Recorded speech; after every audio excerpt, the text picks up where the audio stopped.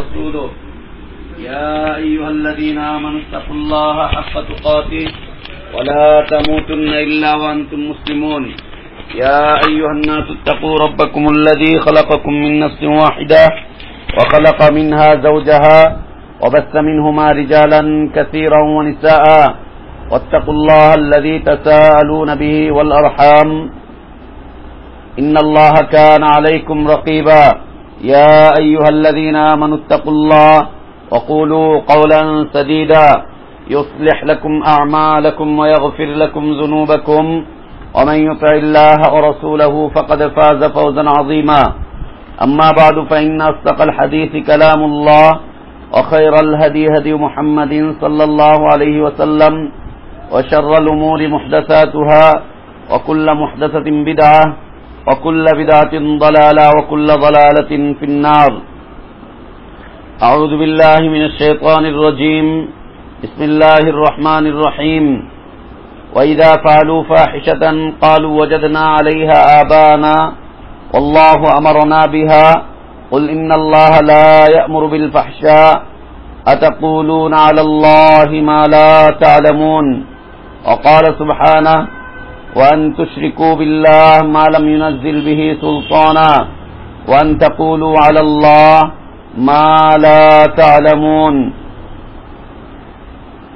সমস্ত প্রশংসা আল্লাহর জন্য আলহামদুলিল্লাহ সালাত ও সালাম আমাদের প্রিয় নবী মুহাম্মদুর রাসূলুল্লাহ সাল্লাল্লাহু আলাইহি ওয়াসাল্লামের প্রতি আল্লাহুম্মা সাল্লি আলা মুহাম্মদ ওয়া আলা আলি মুহাম্মদ কামা সাল্লাইতা আলা ইব্রাহিম ওয়া আলা আলি ইব্রাহিম ইন্নাকা হামিদুম মাজিদ আল্লাহুম্মা বারিক আলা মুহাম্মদ ওয়া আলা আলি মুহাম্মদ কামা বারাকতা আলা ইব্রাহিম ওয়া আলা আলি ইব্রাহিম ইন্নাকা হামিদুম মাজিদ আলহামদুলিল্লাহ আল্লাহ তাবারক ওয়া তাআলার লাখ শুকরিয়া অসংখ্য শুকরিয়া যে আল্লাহ তাবারক ওয়া তাআলা আমাদেরকে তার দ্বীনকে জানা এবং বোঝার জন্য নির্বাচিত করেছেন এবং তৌফিক দান করেছেন আলহামদুলিল্লাহ এ আমাদের রবের পক্ষ থেকে এককভাবে আমাদের উপরে স্পেশাল একটা করুণা স্পেশাল একটা দয়া যে আল্লাহ তাআলা অসংখ্য বাতিল পথ মত ফিরকা থেকে আমাদেরকে হেফাজত করে দ্বীনের বিশুদ্ধ জ্ঞান এবং দ্বীনের বিশুদ্ধতা যাচাই বাছাই করার মতো মন মগজ এবং অবস্থান আল্লাহ তাআলা আমাদের মধ্যে দিয়ে দিয়েছেন আলহামদুলিল্লাহ এক এক করে আমরা 34টি আলোচনা সেরে এসেছি জাহিলিয়াতের দ্বন্দ্বের মধ্যে হতে 34টি আলোচনা আমাদের শেষ হয়ে গিয়েছে আজকে আমাদের 35তম আলোচনা ইসলাম ও জাহিলিয়াতের দ্বন্দ্বের মধ্যে হতে 35তম আলোচনা আল্লাহর কাছে দোয়া করি আল্লাহ যেন আমাদেরকে এই জাহিলিয়াতগুলোকে ভালোভাবে জেনে বুঝে তাকে বর্জন করার তৌফিক দান করেন জাহিলিয়াত যতটুকু জানছি তার লেশ মাত্রাও যেন আমাদের মধ্যে আর না থাকে আমরা যেন পুরাপুরিভাবে জাহিলিয়াতকে বর্জন করতে পারি আল্লাহ আমাদেরকে সেই তৌফিক দান করেন আমিন আমাদের আজকের আলোচনার বিষয়বস্তু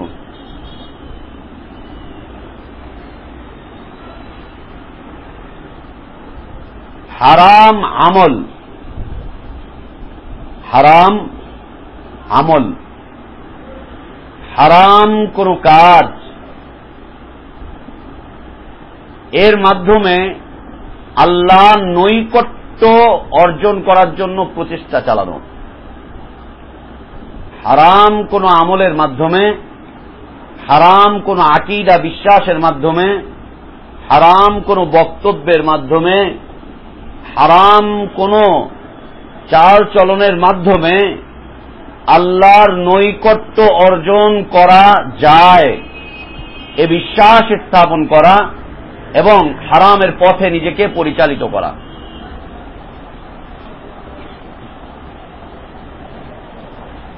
কোন হারামের মাধ্যমে আল্লাহর সন্তুষ্টি অর্জন করতে চাওয়া এটা জাহিলিয়াতের একটা ভয়ঙ্কর মতবাদ, ভয়ঙ্কর একটা মতবাদ। আল্লাহু আকবার, সুবহানাল্লাহ, আল্লাহ সুবহানাহু ওয়া তাআলা যেগুলোকে হারাম করে দিয়েছেন তিনি সেগুলোকে পছন্দ করেন না। যেগুলোকে তিনি হারাম করেছেন তার মাধ্যমে তার কখনো নৈকট্য অর্জন করা সম্ভব নয়, এটা অসম্ভব একটা বিষয়। হারাম কোনো কিছুর মাধ্যমে তার সন্তুষ্টি কামনা করা, এটা হচ্ছে জাহিলিয়াতের একটা মতবাদ, জাহিলিয়াতের একটা মতবাদ, এবং এটা হচ্ছে ভয়ঙ্কর একটা মতবাদ। সুবহানাল্লাহ, বরং এটা ভয়ঙ্করই নয়, বরং ভয়ঙ্করের উপরে যদি আরো ভয়ঙ্কর কিছু থাকে এটা হচ্ছে সেটা। ভয়ঙ্করের উপরে যদি কিছু থাকে আরো ভয়ঙ্কর, এটা হচ্ছে সেটা। একসময় আমরা ছোটবেলায় শুনতাম যার হয় যক্ষা তার নাই রক্ষা। এরপরে যক্ষা যখন চিকিৎসা চলে আসলো, এরপরে চলে আসলো ক্যান্সার। ক্যান্সারের উপরে যখন এখন চিকিৎসা চলছে, এখন নতুন আরো ভয়াবহ রোগ এসে দাঁড়িয়েছে এইডস। আল্লাহ ভালো জানে সামনের দিকে আরো কত ভয়ঙ্কর বিষয়বস্তু চলে আসে। একটা মানুষকে পিছন থেকে শিয়াল ধাওয়া করছে রাতের বেলায়, ও শিয়ালের ভয়ে দিয়েছে দৌড়। একটু পরে খাটাস এসে ধাওয়া করছে, গ্রাম দেশে এগুলো দেখা যায়। আমি এই ধাওয়ার মধ্যে পড়েছিলাম, এই ধাওয়ার মধ্যে আমি পড়েছিলাম। শিয়াল ধাওয়া করতে করতে দেখি খাটাসকে দেখে শিয়াল পালিয়ে গিয়েছে। এই খাটাসের ধাওয়া এই চলছে, এর মধ্যে চলে এসেছে কুকুরকে দেখে খাটাস চলে গেছে। এখন কুকুরের প্রথমে একটু ভয় পেলাম যে খাটাস কোটাস চলে গেছে, এখন কুকুরকে যখন ইটা নিয়েছে কুকুরও চলে গেছে। এখন মনে করেন যে কুকুরের পিছনে যদি একটা সিংহ চলে আসতো, একটা বাঘ চলে আসতো, অবস্থাটা কি দাঁড়াতো? ভয়ঙ্করের চাইতেও ভয়ঙ্কর। কেন এই বিষয়টা ভয়ঙ্করের চাইতে ভয়ঙ্কর? তার কারণ হচ্ছে আল্লাহ যে বিষয়টাকে ঘৃণা করেন, আল্লাহ যে বিষয়টাকে ঘৃণা করেন সেটাকে তিনি কি করে দেন? হারাম করে দেন। আল্লাহ যে বিষয়টাকে অপছন্দ করেন সেটাকে তিনি হারাম করে দেন। মানুষের যেটার মধ্যে কল্যাণ না থাকে আল্লাহ তাআলা সেটাকে কি করে দেন? হারাম করে দেন। এই হারাম কাজের মাধ্যমে যখন একটা মানুষ আল্লাহর অপছন্দনীয় একটা কাজের মাধ্যমে যখন মানুষ আল্লাহর সন্তুষ্টি কামনা করছে, তখন এটা কতটা ভয়ঙ্কর হতে পারে। মনে করেন শিরক, মনে করেন শিরক, ওই আলোচনা আরেকটা থাকবে সামনে। মনে করেন শিরক, কেউ যদি বলে যে জিজ্ঞেস করার পরে কেন তুমি মাজারে সিজদা করছো, বলবে যে আল্লাহই বলেছেন আমাকে সিজদা করতে, তাই তো আমি সিজদা করছি। আল্লাহ বলেছেন আমাকে সিজদা করতে, তাই আমি সিজদা করছি বাবাকে। এই কথা যদি কেউ বলে, তাহলে একটা মানুষ শিরিক করে যে অপরাধ হয় সেই অপরাধ ভয়ঙ্কর আকারে পৌঁছে যায় এটা দিয়ে। কেননা আল্লাহ তাআলা শিরিক করাকে হারাম করে দিয়েছেন। ও বলছে ও তো শিরিক করছে। এই ভয়াবহ পরিস্থিতির উপরে আরো একটা ভয়াবহতা সে নিয়ে এসছে, যে সেটা হচ্ছে কি, আল্লাহই তো বলেছেন আমাকে শিরিক করতে, তাই তো করছি। লা হাওলা ওয়ালা কুওয়াতা ইল্লা বিল্লাহ হচ্ছে ভয়াবহতার চাইতেও বড় ভয়াবহতা। একটা এলাকায় যখন বন্যা আসলো, বন্যার সয়লাব আসতেছে, ওই মুহূর্তে আসলো ঘূর্ণিঝড়, আরেকটু বেশি ভয়াবহতা। এই ঘূর্ণিঝড়ের উপরে আসলো হারিকেন, হারিকেনের উপরে আসলো সাইক্লোন, সাইক্লোনের উপর দিয়ে আসলো আবার টর্নেডো, টর্নেডোর উপর দিয়ে আবার আসলো আয়লা, তারপরে নার্গিস, এর উপর দিয়ে আবার আসলো কি ভয়াবহ ভূমিধস, ভূমিকম্প। একটা চাইতে একটার ভয়াবহতা বেশি না? বন্যা 2-4 দিন থাকবে, চলে যাবে। এর উপর দিয়ে যখন হারিকেন চলে আসে, তার উপরে যখন আবার ঘূর্ণিঝড় চলে আসে, উড়িয়ে কোথায় নিয়ে চলে যাচ্ছে। এর উপরে যদি টর্নেডো চলে আসে, আল্লাহু আকবার, একদিকে পানি আর একদিকে ঝড়, আর এর ভিতরে আবার আগুনের লেলিহান শিখা। সুবহানাল্লাহ, টর্নেডো দেখেছেন আপনারা? আমি দেখেছি টঙ্গীতে। সুবহানাল্লাহ, ঝড় বাতাস, এর মধ্যে পানি, ঝড় বাতাস, পানি, আর এর ভিতর দিয়ে আগুন, যেখান দিয়ে যাচ্ছে বাড়িঘর পুড়িয়ে নিয়ে চলে যাচ্ছে। সুবহানাল্লাহ, এর মধ্যে পড়েছিলাম, সাইডে পড়ে গিয়েছিলাম, আল্লাহ হেফাজত করেছিল। 1992 সালের দিকে। সুবহানাল্লাহ, ওই সময় জন্ম না? তো একটার চাইতে আর একটা ভয়াবহতা বেশি। ও শিরক করছে, বেটা শিরক করছে, কিন্তু নাম কি দিচ্ছে? যে আল্লাহর হুকুমে করছি, আল্লাহ এমনই একটা বিষয়। এক গ্লাস মদ খাচ্ছে, কেমন বিসমিল্লাহ বলে খাচ্ছে। মদের বাটি নিয়ে বসেছে, কি বলে খাচ্ছে? বিসমিল্লাহ বলে খাচ্ছে। কেন প্রত্যেক বিষয় খেতে হবে আল্লাহর নাম নিয়ে? উনি এটা নিয়ে খাচ্ছেন, বিসমিল্লাহ বলে খাচ্ছে। কেন? বিসমিল্লাহর মাধ্যমে কি পাওয়া যায়? আল্লাহর সন্তুষ্টি পাওয়া যায়। আল্লাহ খাদ্যের মধ্যে বারাকাত দান করেন। এখন ও হারামটা খাচ্ছে বিসমিল্লাহ বলে। খাওয়া শেষ হলো, আবার মনে করেন যে আলহামদুলিল্লাহ বলছে। হ্যাঁ, অবস্থাটা কি দাঁড়াতে পারে? সুবহানাল্লাহ। বিসমিল্লাহ বলে সুদের চাকরিতে অ্যাপ্লিকেশন করেছে, MBA BBA করেছে, তো কোথায় চাকরি করবে? আর করবে তো ওখানেই, এছাড়া তো আর পথ নেই। এখন বিসমিল্লাহ বলে অ্যাপ্লিকেশন করেছে, করে দোয়া করছে আল্লাহ তুমি এই চাকরিটা মিলায়া দিও। সুদের ব্যাপারে অ্যাপ্লিকেশন করেছে কি বলে? বিসমিল্লাহ বলে। আর যদি কোঠা থাকে যে অ্যাপ্লিকেশনের উপরে আরবিতে বিসমিল্লাহির রহমানির রহিম লেখা, তাও লিখবে হুজুর যদি এই সুযোগ পেয়ে যায়।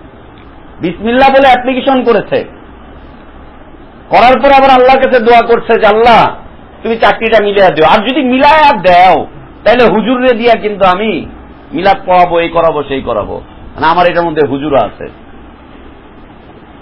যখন চাকরিটা হয়ে গেল, লেটার পেল, পাওয়ার পরে বলছে আলহামদুলিল্লাহ বইলা এখন মানুষের মিষ্টি খাওয়াচ্ছে, আলহামদুলিল্লাহ আমার চাকরি হচ্ছে। কোথায়? সুদী ব্যাংকে। বিষয়টা কি?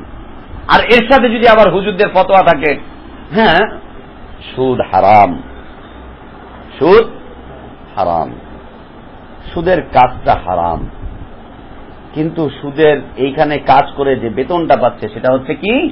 হালাল। সেটা হচ্ছে হালাল। এ ফতোয়া পান নাই? কাজটা হারাম কিন্তু বেতনটা। তোমার কে বললো এই ফতোয়া দিতে? কে বললোটাকে তোমাকে এই ফতোয়া দিতে? যেখানে আল্লাহ রাসূল সাল্লাল্লাহু আলাইহি ওয়াসাল্লাম সুদের ব্যাপারে নীতিমালা বর্ণনা করছেন যে সুদের 72টা ভয়াবহতা রয়েছে। কয়টা? 72টা ভয়াবহতা রয়েছে সুদের। এর মধ্যে সবচাইতে ছোট ভয়াবহতা হচ্ছে আপন মায়ের সাথে জিনা করা, সবচাইতে ছোট ভয়াবহতা। তাহলে আর 71টা ভয়াবহতার অবস্থা কি? সবচাইতে ছোট এটা, তাহলে সবচাইতে বড়টা কি? সুবহানাল্লাহ। আল্লাহ রাসূল সাল্লাল্লাহু আলাইহি ওয়াসাল্লাম যা বলছেন যে সুদ দাতা, সুদ গ্রহীতা, সুদের লেখক আর সুদের সাক্ষী প্রত্যেকেই সমান অপরাধী। যে দিচ্ছে, যে নিচ্ছে আর যে ওখানে লিখছে, প্রত্যেকের উপর আল্লাহ লানত। সুবহানাল্লাহ। লানত। এটা শুরু করছে বিসমিল্লাহ বলে, আবার ওটাকে গ্রহণ করছে আলহামদুলিল্লাহ বলে, মাঝখানে আবার কি করছে? কবুল হওয়ার জন্য আল্লাহর কাছে দোয়া করছে, আল্লাহ তুমি আমার সুদটাকে কবুল করো। লা ইলাহা ইল্লাল্লাহ। এরপরে আরো বিষয়, এরপরে আরো বিষয়। এ তো একটা ফজিলত বর্ণনা করে দিল যে কাজটা হারাম কিন্তু বেতনটা হালাল। কত মজা লাগছে স্কলারের বক্তব্য তখন, মাশাআল্লাহ। সবকিছুই হালাল হয়ে যায় স্কলারদের কাছে গেলে। আল্লাহ এবং তার রাসূলের কাছে আসলে কি হয়? হারাম হয়। আর স্কলারের কাছে গেলে কি হয়? হালাল হয়। আহবার রুহবান স্কলারের কাছে গেলে হালাল হয়ে যায়। এরপরে আবার ফতোয়া। আল্লাহ রাসূল সাল্লাল্লাহু আলাইহি ওয়াসাল্লাম তার বিদায় হজের বক্তব্য। হ্যাঁ, সুবহানাল্লাহ। আজকে দেশে সমাবেশ, মহাসমাবেশ হচ্ছে। এই দেশে এখন 15-16 কোটি মানুষ। এদের এইখানে মহাসমাবেশের ডাক দিলে 1 থেকে 1.5 লাখ, 2 লাখ, 4 লাখ। আর যদি হুজুরদের দাওয়াত হয় টঙ্গীর তুরাগের ময়দানে, তাহলে আরেকটু বেশি, এত কোটি মানুষের মধ্যে। আজকে থেকে 1400 বছর আগে পৃথিবীর কোন ব্যক্তির ডাকে 1.25 লক্ষ মানুষ একত্রিত হয়েছিল? সুবহানাল্লাহ। মানুষ বলে সমাজ বিজ্ঞানের জনক হচ্ছে ইবনে খালদুন। আমরা তো দেখি পৃথিবীর মানুষের সমাজ বিজ্ঞানের যিনি প্রণয়ন করেছিলেন, বিশুদ্ধ সমাজ বিজ্ঞান যিনি দিয়েছিলেন, সমাজের অরিজিনাল বিজ্ঞান যার থেকে এসেছিল, সে হচ্ছে কে? মুহাম্মদুর রাসূলুল্লাহ সাল্লাল্লাহু আলাইহি ওয়াসাল্লাম। দেখেন 1971-এর বক্তব্য, একটা ভাষণ, পৃথিবীর ইতিহাসে রেকর্ড করা ভাষণ, তাই না? কিছুদিন আগে বারাক ওবামার এক ভাষণ, রেকর্ড করা ভাষণ। এর আগে ইরাক-ইরান যুদ্ধ, ইরাক-কুয়েত যুদ্ধের সময় বুশের ভাষণ একটা, এর আগে হিটলারের ভাষণ, একটা ভাষণ এক এক রকম এই সেই করছে। সুবহানাল্লাহ, মুহাম্মদ সাল্লাল্লাহু আলাইহি ওয়াসাল্লামের ভাষণ। আল্লাহ ভালো জানে, বিজ্ঞানের একটা কিছুদিন আগে, প্রায় 7-8 বছর আগে একটা শুনতেছিলাম যে যত মানুষ যত কথা বলছে, শুনলে তারা এই কথাগুলো ভাবতেছে।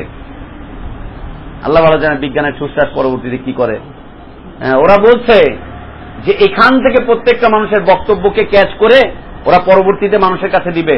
সেই হিসাবে মুহাম্মদ সাল্লাল্লাহু আলাইহি ওয়াসাল্লামের বক্তব্যগুলো নাকি ওরা রেকর্ডিং করতে পেরেছে। শুনলে মুহাম্মদ সাল্লাল্লাহু আলাইহি ওয়াসাল্লামের বক্তব্যগুলো রেকর্ডিং করা আছে, ওরা ওখান থেকে নাকি নিচ্ছে, পরবর্তীতে নাকি এটাকে জনগণের কাছে ছড়ায় দিবে। আল্লাহু আলাম, আল্লাহ ভালো জানে, এই বিষয়ে কোরআন হাদিসে আমরা কিছু পাই নাই, আল্লাহ ভালো জানে। এসো তুষার, আসেন। তো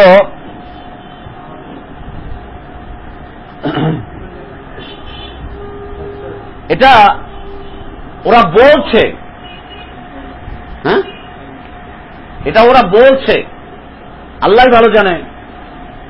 আর এর সত্যতা মিথ্যা আমরা যেহেতু রাসূলুল্লাহ সাল্লাল্লাহু আলাইহি ওয়াসাল্লামের কণ্ঠ শুনিনি জীবনে, যেহেতু আমরা রাসূলুল্লাহ সাল্লাল্লাহু আলাইহি ওয়াসাল্লামের কণ্ঠ জীবনে শুনিনি, সেহেতু আমরা বলতেও পারবো না আসলে এটা রাসূলুল্লাহ সাল্লাল্লাহু আলাইহি ওয়াসাল্লামের কণ্ঠ কিনা।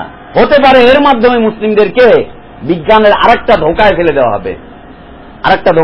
হবে, 1450 বছর আগে মুহাম্মদ সাল্লাল্লাহু আলাইহি ওয়াসাল্লামের কণ্ঠ কেমন ছিল এটা তো আমরা জানি না।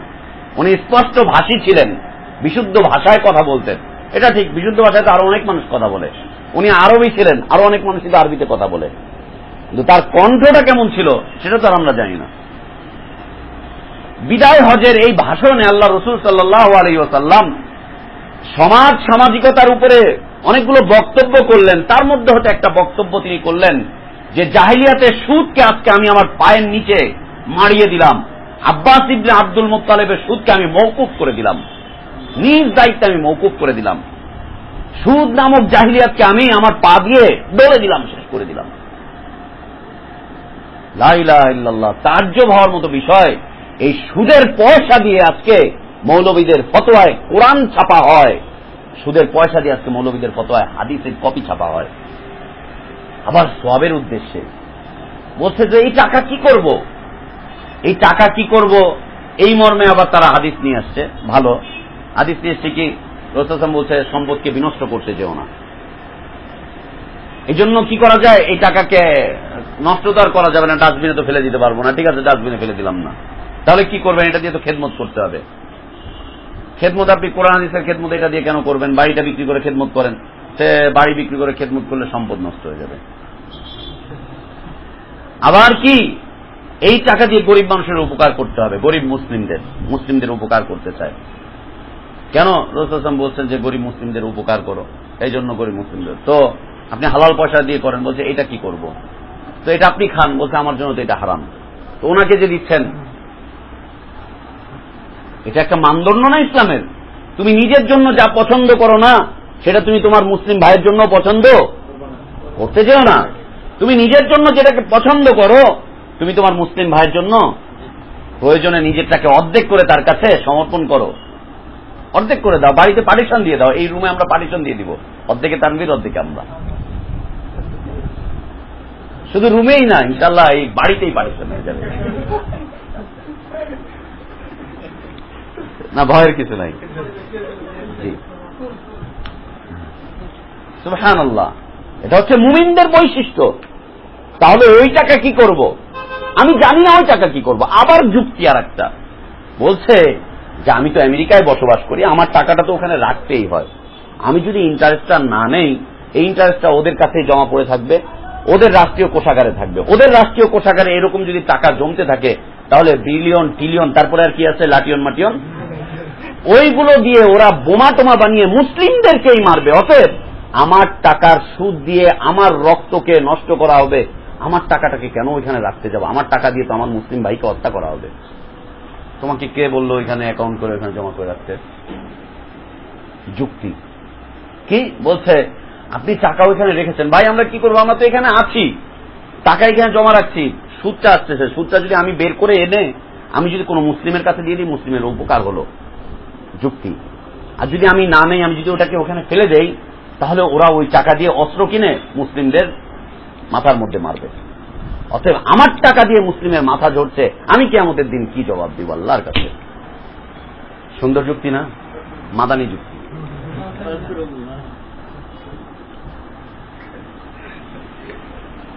যুক্তি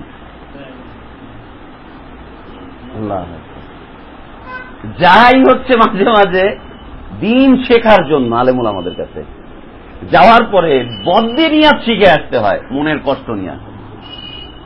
কষ্ট নিয়ে বদ্দিনিয়াত শিখে আসতে হয়। আমাকে বলছে যে হ্যাঁ দলিল আছে এগুলোর ব্যাপারে। একজনের সাথে এই বিষয় নিয়ে প্রায় 7-8 মাস যাবত আমার সাথে চলতেছে ফাইট, লম্বা ফাইট চলতেছে এই বিষয়টা নিয়ে, সুদের এই বিষয়টা নিয়ে। আমি দলিল 7-8টা উপস্থাপন করে দিয়েছি, তারাও বলছে দলিল আছে। 6 মাস পরে আমার কাছে দলিল পাঠিয়েছে। এই যুক্তিগুলো সপক্ষে কিন্তু হাদিস আছে। আপনার সম্পদ যেন মুসলিমকে হত্যা করার কাজে ব্যবহার না হয়, দলিল আছে। তারপরে হচ্ছে আপনার সম্পদ যাতে বিনষ্ট না হয়, দলিল আছে। ওই যুক্তিগুলো সপক্ষে এই দলিলগুলোকে এনে ফাটিয়ে লাগিয়ে দিয়েছে। আমরা ছোটবেলায় দেখেছি কিছু কিছু বড়লোক মানুষ, সুফি সাহেব মার্কা, দাড়ি টাড়ি আছে, তারপরে পাগড়ি পুগড়ি লাগিয়ে ঘুরে, পয়সাওয়ালাও, কিন্তু জামা পরে সেলাই করা, পট্টি লাগানো, তালি দেওয়া, দেখেছেন? কে দেখছেন? আব্দুল খালিক ভাই দেখছেন না? ও কিন্তু পয়সাওয়ালা, বড়লোক, কিন্তু জামাটা পরছে ইচ্ছা করে, এখানে একটা তালি ওখানে একটা তালি। কেন? সুন্নত পালন করতেছে। কিসের সুন্নাত? তালি লাগিয়ে কাপড় পরা হচ্ছে নবীর সুন্নাত। ও গাদা কায়কার, ও জানেও না যে সবচাইতে ভালো পোশাক তোমার কাছে যেটা থাকবে সেটা ব্যবহার করা হচ্ছে তোমার জন্য সুন্নাত। তুমি এই ভালো পোশাকটার উপরে ছিঁড়া ফাইড়া ওর মধ্যে কেন তুমি তালিটা লাগাইলা? এরকম 7-8টা যুক্তি দিয়ে, এর সপক্ষে যুক্তির সপক্ষে দলিল দিয়ে সুদটাকে হারাম করার জন্য প্রচেষ্টা চালানো হয়েছে, হালাল করার জন্য প্রচেষ্টা চালানো হয়েছে। তার মধ্যে সিগনেচার যাদের নাম দেওয়া হয়েছে, ইন্না লিল্লাহি ওয়া ইন্না ইলাইহি রাজিউন, আমি নামগুলো বলতে পারতেছি না, যাদের নাম দিয়ে সিগনেচার গুলো করা হয়েছে, নামগুলো বলতে পারছি না। সুবহানাল্লাহ, সুবহানাল্লাহ। তাহলে কোথায় যাবে বিদায় হজে সেই বক্তব্য যে জাহেলিয়াতের সুদকে আজকে আমরা পায়ের নিচে দমিয়ে দিলাম, মারিয়ে দিলাম, শেষ করে দিলাম। যত সুদ আছে জাহেলিয়াতের নামে সবগুলো সুদকে আমি মওকুফ করে দিলাম, 1 পয়সার সুদ কাউকে দেওয়া লাগবে না। সুদ হচ্ছে জাহেলিয়াত, সুদ হচ্ছে অভিশাপ, সুদের ভয়াবহতা হচ্ছে 72টা, সবচাইতে কম ভয়াবহতা হচ্ছে মায়ের সাথে জিনা করা। সুবহানাল্লাহ। এই যে কি করার চেষ্টা করা হচ্ছে? আল্লাহর নৈকট্য লাভ করার চেষ্টা করা হচ্ছে, নৈকট্য লাভ করার চেষ্টা করা হচ্ছে। একইভাবে আমরা যেমন তাফরিকের বিষয়ে আলোচনা করে আসলাম, আমরা বলছিলাম যে একটা পর্যায়ে ইখতিলাফ করা হচ্ছে ওয়াজিব, আবার এক পর্যায়ে ইখতিলাফ করা হচ্ছে হারাম, একদম হারাম। দলিলের উপরে কখনো ইখতিলাফ করা যাবে না, এটা হারাম। আর দলিলবিহীন পথে ইখতিলাফ করা হচ্ছে ওয়াজিব, বরং ওয়াজিবুল উজুব। দলিলবিহীন পথে কি করতে হবে? ইখতিলাফ করতে হবে। না, তুমি দলিলবিহীন কেন কথা বলছো? আর দলিলের উপরে ইখতিলাফ করতে গিয়ে ইফতিরাক সৃষ্টি হয়ে যাচ্ছে। এই ইফতিরাক গুলোকে ওদেরকে জিজ্ঞেস করা হলে ওরা বলবে যে আমরা হচ্ছে হকের উপরে আছি, এই আছি, সেই আছি, এবং তারা আল্লাহর সন্তুষ্টি কামনা করার জন্যই নাকি এই ইফতিরাক গুলো, দলগুলোকে গঠন করেছেন। কি উদ্দেশ্য? কি উদ্দেশ্য? হচ্ছে ইকামতে দিন, দিন কায়েমের জন্য তারা ইফতিরাক গুলোকে সৃষ্টি করছে। সুবহানাল্লাহ। এগুলো হচ্ছে একটা একটা জাহিলিয়াতের মতবাদ, জাহিলিয়াতের একটা মতবাদ। এ হচ্ছে ভয়ঙ্করের চাইতেও ভয়ঙ্কর এ মতবাদ যে হারাম কোন বিষয়বস্তুর মাধ্যম দিয়ে আল্লাহর নৈকট্য লাভ করা। আল্লাহর নৈকট্য লাভ করার মাধ্যমে মানুষ কি পায়? আল্লাহর নৈকট্যের মাধ্যমে মানুষ কি পায়? জান্নাত পায়। কি পায়? জান্নাত পায় আল্লাহর নৈকট্য লাভের মাধ্যম দিয়ে। আর আমাদের সুফি হজরতদের তো জান্নাত দরকার নাই, ওরা কি চায়? আল্লাহ জান্নাতও চাই না, জাহান্নামও চাই না। এমন জান্নাতে থাকতে চাই না যেই জান্নাতে তুমি থাকবা না, এমন জাহান্নামেও তুমি আমারে পুরাও না যেই জাহান্নামে তুমি নাই। আমি জান্নাত চাই না কারণ তুমি আমার সাথে জান্নাতে থাকবা না, আর তুমি যদি আমার সাথে জাহান্নামে থাকো তাহলে ওই জাহান্নামেও থাকতে আমি রাজি। আমার বক্তব্য না, সুফি বাবাদের বক্তব্য। লা ইলাহা ইল্লাল্লাহ। ঢাকার একজন ব্যক্তিত্ব, তিনি বই লিখেছেন, দাওয়াতুল হক হচ্ছে তার গ্রুপের নাম, এ একটা ফেরকা। উনি বই লিখেছেন, বইয়ের মধ্যে উনি তার তামান্না, তার আশা আকাঙ্ক্ষার কথাগুলোকে উল্লেখ করেছেন যে একজন বুজুর্গ আল্লাহর কাছে দোয়া করছে যে আল্লাহ তুমি আমাকে এমন জান্নাত দিও না যে জান্নাতে নারী থাকবে, যে জান্নাতে নারী থাকবে সেই জান্নাতে তুমি আমাকে, আমি সেই জান্নাতে যেতে চাই না। যেই জান্নাতে হুর থাকবে সেই জান্নাতে আমি যেতে চাই না। কেন? কারণ হিসাবে বর্ণনা করেছে যে রাসূলুল্লাহ সাল্লাল্লাহু আলাইহি ওয়াসাল্লাম বলছেন দুনিয়াতে আল্লাহ তাআলা যতগুলো ফিতনা দিয়েছেন, এই ফিতনার মধ্যে একটা ফিতনা হচ্ছে নারীর ফিতনা। হচ্ছে আল্লাহ নারীর ফিতনার কারণে আমি দুনিয়াতে তোমার রাস্তা থেকে বিমুখ হয়ে যাচ্ছিলাম। নারীরা ফিতনা লাগিয়ে দুনিয়াতে মানুষগুলোকে গোমরাহ করে দিয়েছে। এই নারী যখন জান্নাতে আছে ওইখানে আমি আর এই ফিতনার সাথে আমি থাকতে চাই না, আমি জান্নাতেই যাব না। আল্লাহর কাছে দোয়া করছে হুজুর। দাওয়াতুল হকের দাওয়াত এটা। এমন জান্নাতে তুমি যেও না যে জান্নাতে হুর থাকে। সুবহানাল্লাহ। তুমি জান্নাতে হুরের কারণে তুমি জান্নাতে যেতে চাও না। তুমি কি জানো হুরটা কি? সুবহানাল্লাহ। তুমি কি জানো হুরটা কি? আল্লাহ তাআলা বলেন ওয়াহুরুন আইন কামসালিল লুলুইল মাকনুন।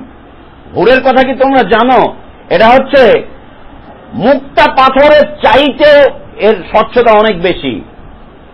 হুরকে আল্লাহ তাআলা তৈরি করেছেন মুক্তা পাথরের চাইতেও বেশি স্বচ্ছতা দিয়ে, বেশি স্বচ্ছতা দিয়ে মুক্তা পাথরের চাইতে।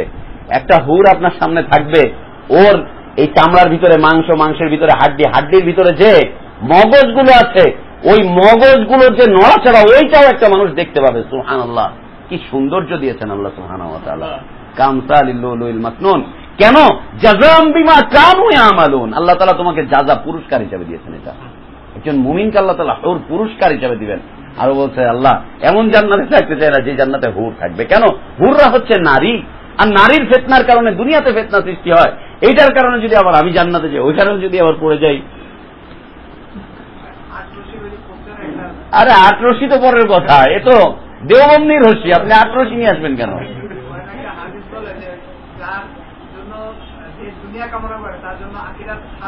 হারাম।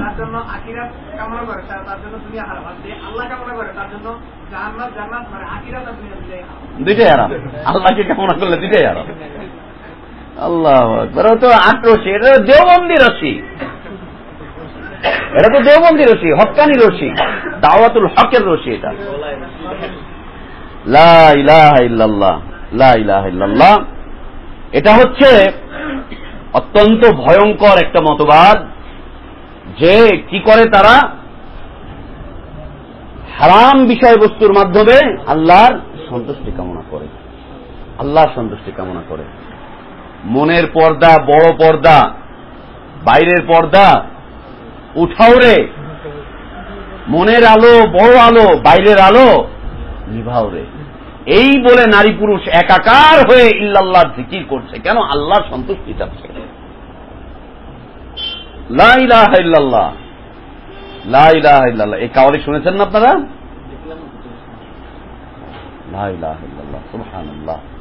অশ্লীলতায় মেতে উঠতেছে, মেতে উঠতেছে অশ্লীলতায়। কিসের জন্য? আল্লাহর সন্তুষ্টি কামনা করার জন্য।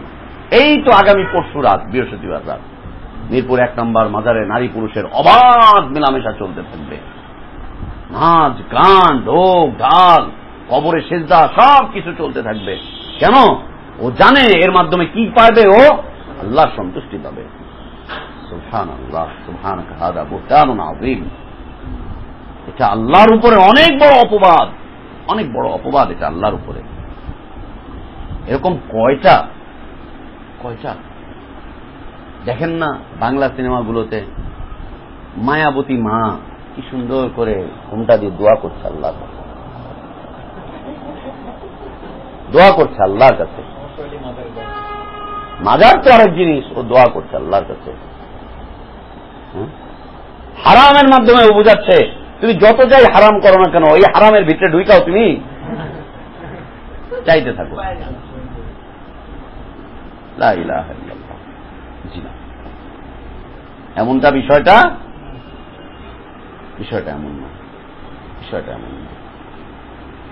তো এই হারাম আল্লাহ সুবহানাহু ওয়া তাআলা যতগুলো হারাম করেছেন, যেমন শরাব হারাম, চুরি হারাম, জিনা ব্যভিচার হারাম, তারপরে হচ্ছে মানুষকে অন্যায় অত্যাচার করা হারাম, মানুষকে অন্যায়ভাবে হুমকি ধমকি দেওয়া হারাম, অসংখ্য হারাম রয়েছে, অসংখ্য হারাম রয়েছে। এর মধ্যে হতে একটা হারাম হচ্ছে, যেটা আজকে আমাদের আলোচনার বিষয়বস্তু, একটা হারাম হচ্ছে অশ্লীলতা, বেহায়াপনা, উলঙ্গপনা। অসংখ্য হারামের মধ্যে হতে একটা বড় হারাম হচ্ছে অশ্লীলতা, বেহায়াপনা, উলঙ্গপনা। আল্লাহ সুবহানাহু ওয়া তাআলা মুসলিমদেরকে উৎসাহের দিন হিসাবে দুইটা দিন দিয়েছেন, উৎসাহের দিন হিসাবে দুইটা দিন দিয়েছেন। একটা হচ্ছে ঈদুল ফিতর, আর একটা হচ্ছে ঈদুল আজহা, তাই না? এটা কিভাবে হবে? যার যার দেশ অনুযায়ী হবে, যেই হুজুর যেমনি বলবে সেই হুজুরের মতোই হবে। হুজুরের ভিন্নতায় ঈদের ভিন্নতা, হুজুরের ভিন্নতা ঈদের ভিন্নতা, আনন্দ উৎসবের ভিন্নতা। আর হুজুরের ঐক্যতা ইবাদতের ঐক্যতা। হুজুর ঐক্য হয়েছে কিনা আগে দেখেন। হুজুররা যদি ঐক্য না হতে পারে তাহলে আমল করা যাবে না। কে দিলেন এই থিওরি, এই হালাল থিওরি কে দিলেন? হযরত হুজুর, হযরত হুজুর। আল্লাহ সুবহানাহু ওয়া তাআলা এই দুইটা দিবসকে দিয়েছেন মুসলিমদের আনন্দ উদযাপন করার জন্য। ঈদের দিন আনন্দ উদযাপন করা, এটা হচ্ছে কি? ইবাদত। এটা কি? ইবাদত। ঈদের দিন আনন্দ উদযাপন করা, এটা হচ্ছে ইবাদত। ইবাদতের অন্তর্ভুক্ত এটা, ঈদের দিন আনন্দ উদযাপন করা। ফালিল্লাহিল হামদ, যে পৃথিবীর মুসলিমরা ঈদের দিন কি করে? আনন্দ উদযাপন করে, তাই না? কিন্তু কিভাবে করে? কিভাবে করে? লা ইলাহা ইল্লাল্লাহ।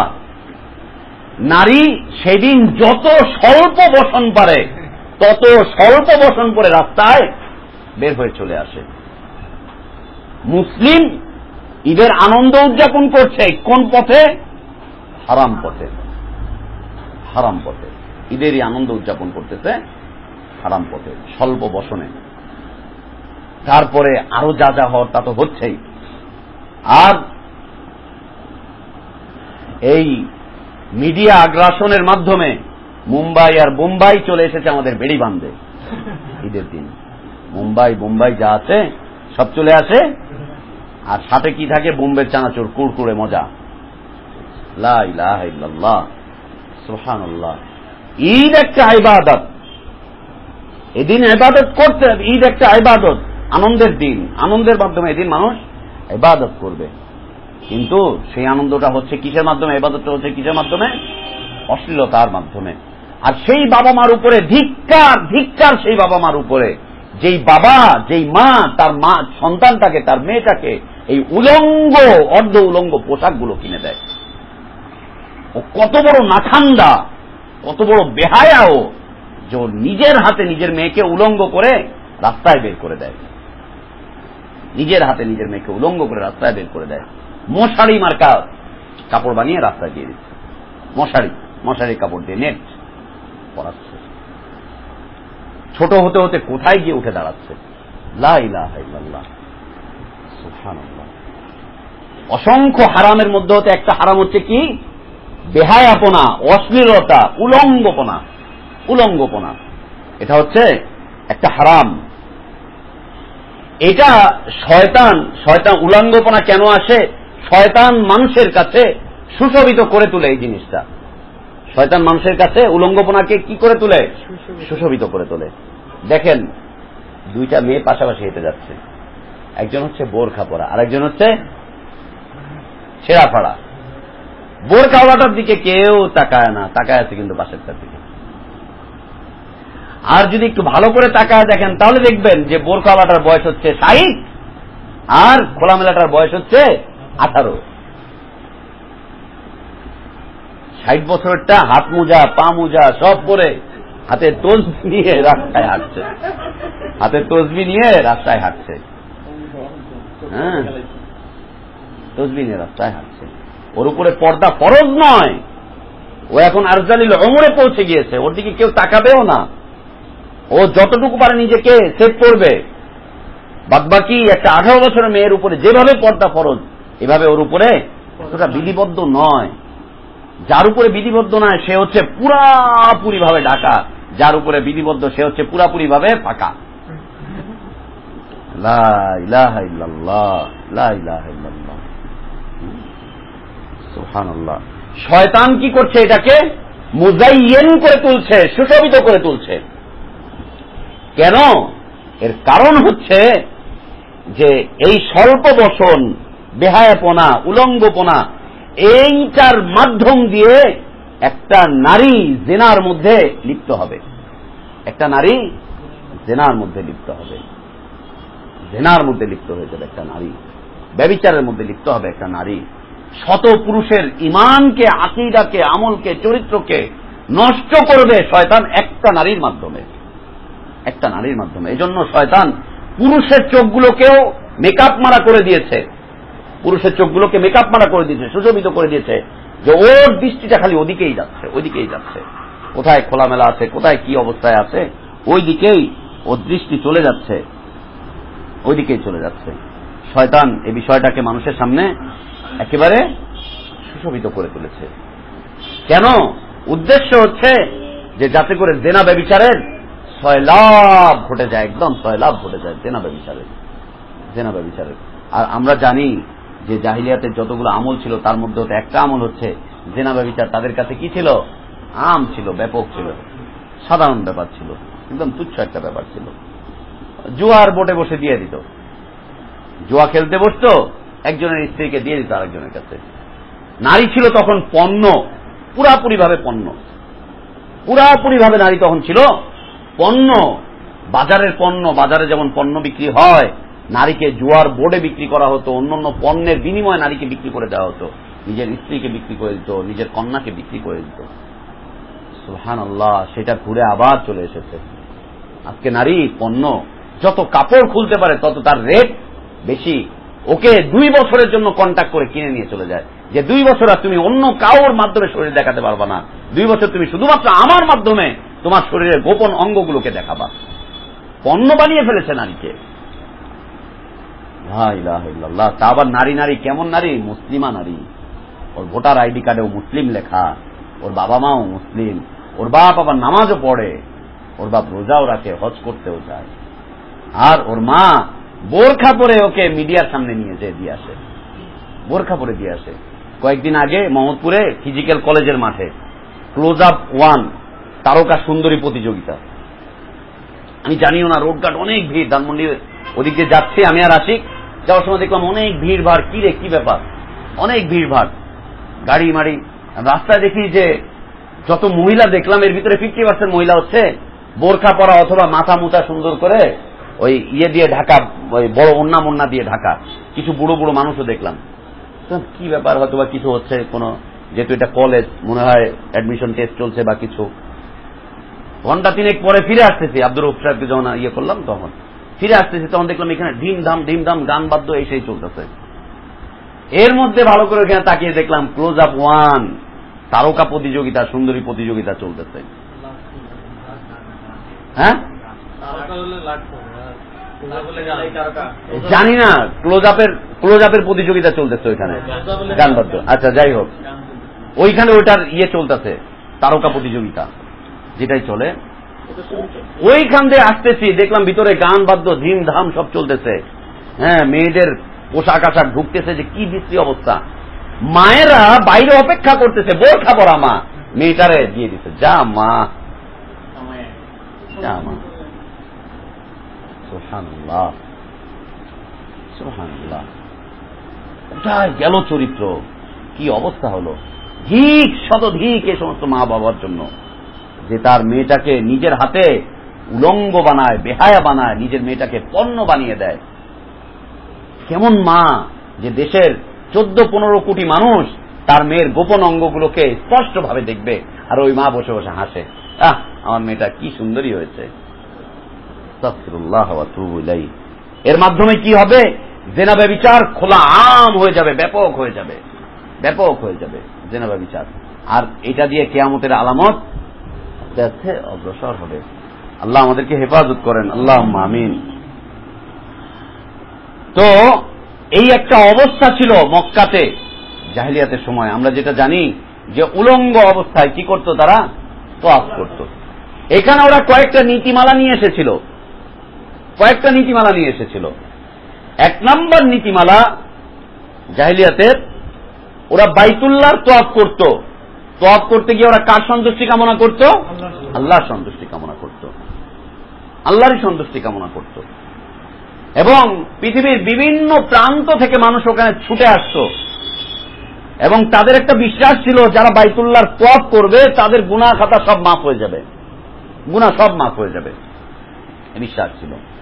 কিন্তু নীতিমালা করে দিয়েছিল যে মক্কার বাইরে থেকে যারা আসবে, মক্কার বাইরে থেকে যারা আসবে সেই সমস্ত নারী এবং পুরুষেরা, সেই সমস্ত নারী এবং পুরুষেরা আলাদা আলাদা তওয়াফ করবে, আলাদা আলাদা তওয়াফ করবে। কিভাবে? রাতের আধারে করবে পুরুষেরা, রাতের আধারে করবে পুরুষেরা, উলঙ্গ অবস্থায় করবে। রাতের আধারে পুরুষেরা যারা মক্কার বাইরে থেকে এসেছে উলঙ্গ অবস্থাতে করবে, যাতে করে ওকে কেউ দেখতে না পায়। আর দিনের আলোতে, তারকা যেহেতু তারকা সূর্যের আলোতে দেখতে হবে, দিনের আলোতে নারীরা তওয়াফ করবে একেবারে উলঙ্গ হয়ে, একটুও কাপড় রাখবে না। বরং এখানে আরেকটুখানি ওরা বাড়াবাড়ি করেছিল, সেটা হচ্ছে নারীরা পাটাকে ফাঁকা করে তারা বাইতুল্লাহ তওয়াফ করবে, যাতে করে তার লজ্জাস্থানটা একেবারে প্রকাশিত হয়ে যায়, একদম প্রকাশিত হয়ে যায়। এই নীতিমালা দিয়েছিল মক্কার বাইরের লোকজনেরা। এর পিছনে হুজুরদের কিছু যুক্তি ছিল, হুজুরি যুক্তি। আর মক্কার ভিতরের লোকেরা, ওরা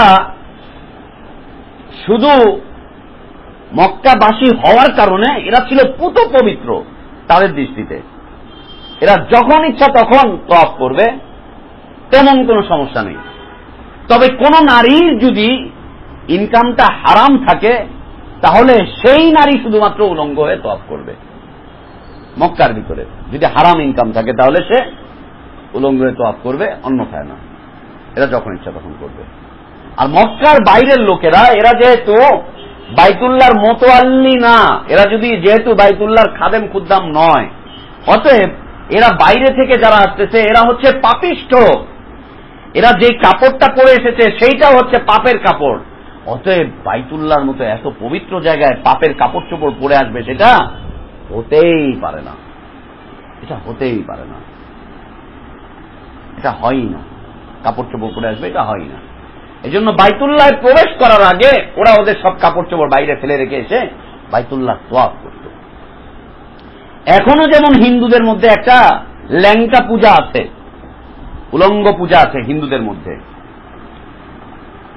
বর্তমান প্রচলিত হিন্দুরা এটাকে অস্বীকার করে, এটাকে অস্বীকার করে প্রচলিত হিন্দুরা, যে না আমাদের মধ্যে উলঙ্গ ল্যাংটা পূজা নাই, এটা অস্বীকার করে। থাকার পরেও কি করে তারা? অস্বীকার করছে, থাকার পরে অস্বীকার করছে।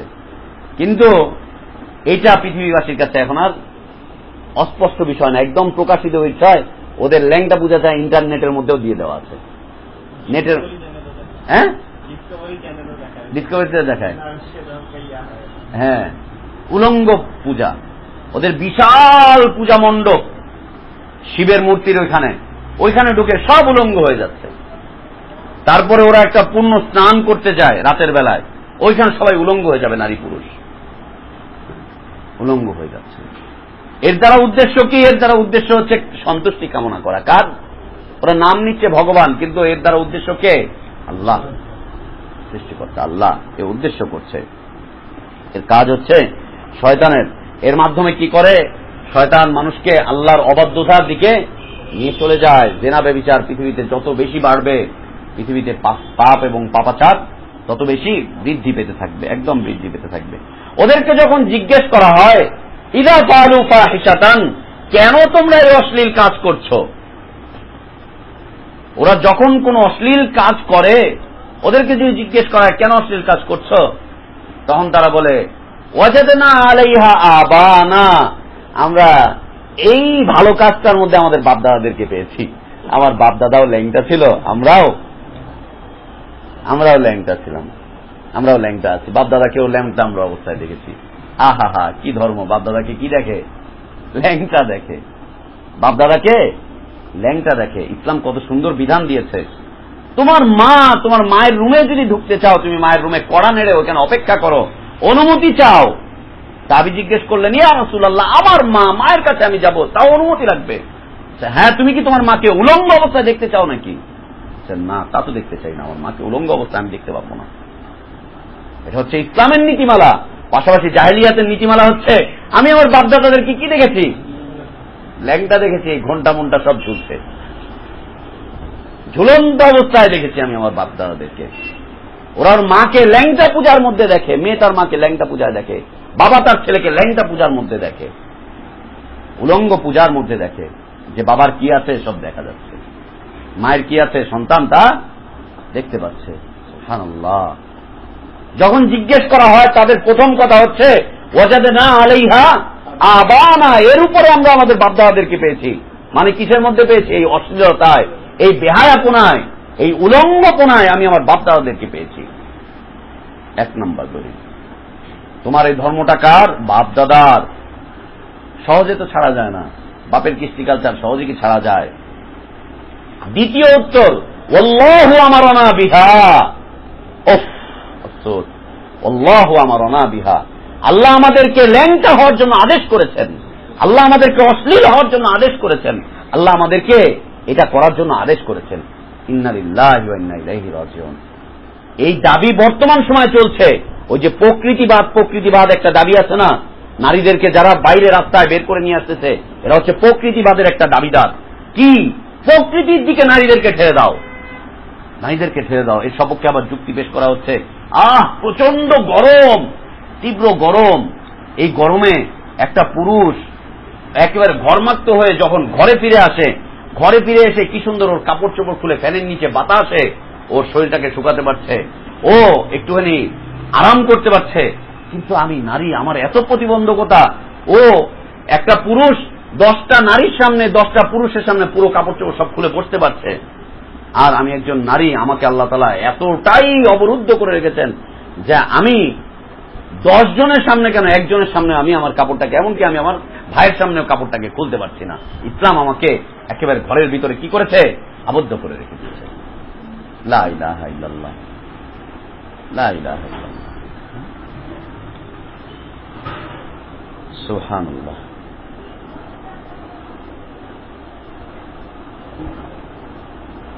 কেটে গেল কেন?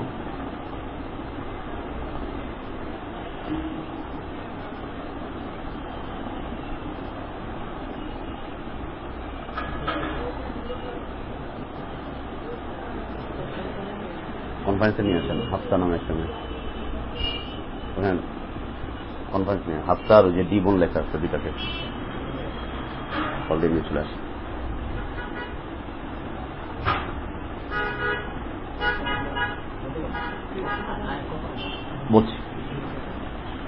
বলছি তো ওরা বলছে ওয়াজাদনা আলাইহা আবানা, আমরা আমাদের বাপদাদাদেরকে এর মধ্যেই পেয়েছি, তারা আমাদেরকে এই কৃষ্টি কালচার শিখিয়েছে, তারাও এটা মানতো, আমরাও এটা মানছি। আল্লাহু আমারনা বিহা, আর আল্লাহ তাআলা আমাদেরকে এই বেহায়াপনার, উলঙ্গপনার এগুলার শিক্ষা আল্লাহ তাআলা আমাদেরকে দিয়েছেন, আদেশ করেছেন আল্লাহ আমাদেরকে। কেন উলঙ্গ হয়ে তওয়াফ করছো? আদেশ করেছেন আল্লাহ। কেন পা ফাঁকা করে এইভাবে করে করছো? আদেশ করেছেন আল্লাহ। আল্লাহ আমাদেরকে আদেশ করেছেন। আল্লাহর আদেশ তারা এই অজুহাত পেশ করছে যে আল্লাহর আদেশ মেনে আমরা এই কাজটা করছি। আর তারা এই যখন এই কাজটা করতো, এই তওয়াফটা করতো, তখন তারা সিটি বাজাতো, তারা শীষ বাজাতো। শীষ বাজানোর বিষয় হচ্ছে আল্লাহ আমাদেরকে আদেশ করেছেন। হাতে তালি দিতে, তখন তালি দিয়ে দিয়ে নিচে নিচে তারা তওয়াফ করতো বাইতুল্লাহ।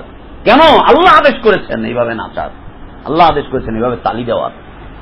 অথচ এই সবগুলো বিষয় হচ্ছে হারাম, একদম হারাম। আল্লাহু আমারানা বিহা।